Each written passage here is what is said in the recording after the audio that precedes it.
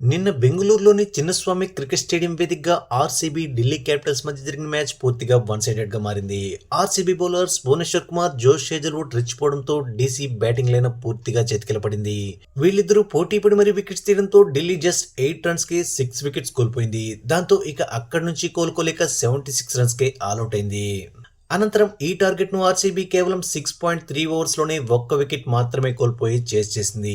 ఈ క్రమంలో మ్యాచ్ పూర్తయ్యాక పోస్ట్ మ్యాచ్ ప్రెజెంటేషన్ లో ఇద్దరు కెప్టెన్స్ ఏం మాట్లాడారో చూద్దాం. ముందుగా రజత్ పటిదార్ ఏం చెప్పాడంటే, ఈ పిచ్ స్పందించిన తీరు చూసి నేను కూడా ఆశ్చర్యపోయాను. ఈ గెలుపు క్రెడిట్ అంతా మా బౌలర్లు భువి, హేజల్వుడ్లకే దక్కుతుంది.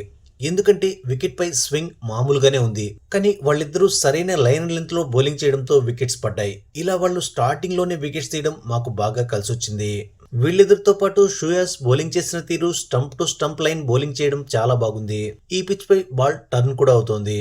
ఇక ఈ సీజన్ లో విన్నింగ్ స్ట్రీక్ ను కొనసాగించడం గురించి మాట్లాడుతూ, మేం ప్రతి మ్యాచ్ ను విడివిడిగా చూస్తున్నాం. ప్రతి మ్యాచ్ లోనూ డిఫరెంట్ ప్లేయర్స్ ముందుకొచ్చి మ్యాచ్ ను గెలిపించడం చాలా మంచి విషయం.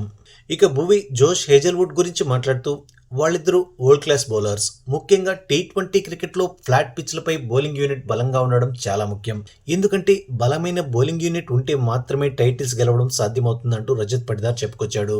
ఇక ఢిల్లీ దారుణంగా ఓటమి పాలైన నేపథ్యంలో అక్షర్ పటేల్ మాట్లాడుతూ, ఈ మ్యాచ్ లో ఏం జరిగిందో నాకేం అర్థం కావడం లేదు, కానీ క్రికెట్ లో ప్రతిరోజు అప్రమత్తంగా ఉండాలి. వీలైనంత త్వరగా ఈ పరాజయాన్ని మర్చి ముందుకు సాగాలి. గుజరాత్ టైటాన్స్ చేతిలో ఎదురైన ఓటమి తర్వాత ఢిల్లీ క్యాపిటల్స్ మొమెంటం దెబ్బతిన్నదా అంటే అవుననే అంటాను.